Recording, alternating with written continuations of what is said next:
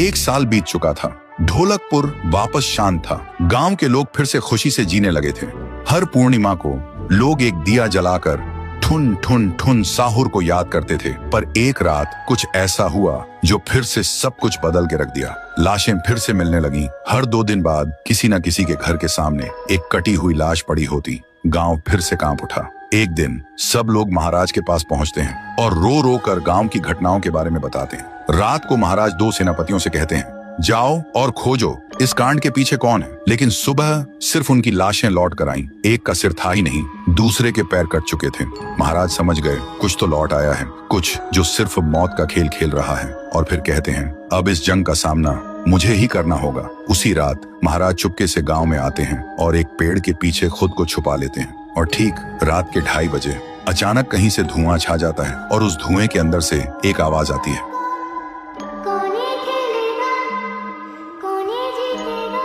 और फिर धुएं के बीच से निकलती है एक गुड़िया, गोल आंखें, एक बेजान सी मुस्कान, लेकिन चेहरा मौत का पैगाम।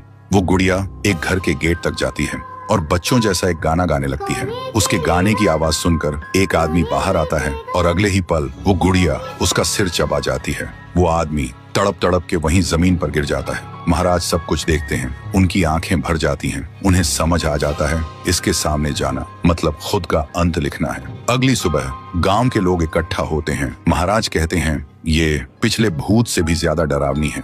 इसे सिर्फ वही हरा सकता है जो मौत को पहले ही हरा चुका है। और फिर एक पूर्णिमा की रात सब लोग दिया जलाकर पुकारते हैं, आप वापस आइए, आपके बिना ये गांव जिंदा तो है पर जीने जैसा नहीं। तभी एक आवाज गूंजती है,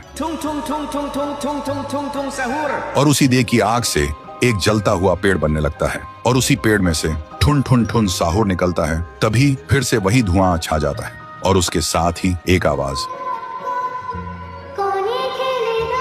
सब लोग घुटनों के बल गिर जाते हैं और कांपती आवाज में बोलते हैं, हमें बचाइए, वो आ गई है। ठुन ठुन ठुन साहुर एक जोरदार जंप करता है और सीधा उस धुएं में घुस जाता है और शुरू होती है एक आखिरी जंग। ठुन ठुन ठुन साहुर और गुड़िया की। जमीन कांपने लगती है, आसमान से बिजली गिरती है और जब धुआं हटता है तो दिखाई देता है गुड़िया बिखर चुकी थी। हाथ अलग, सिर अलग, पैर अलग। और तब से गांव में फिर से एक नई सुबह हुई। महाराज मुस्कुराए, गांव वाले जीने लगे और उस दिन के बाद ठुन ठुन ठुन साहुर सिर्फ एक भूत नहीं रहा, गांव का रक्षक बन गया। लेकिन उसी रात कुछ ऐसा हुआ जो किसी को भी पता नहीं चला। गुड़िया का सिर, हाथ, पैर अपने आप जुड़ने लगे थे।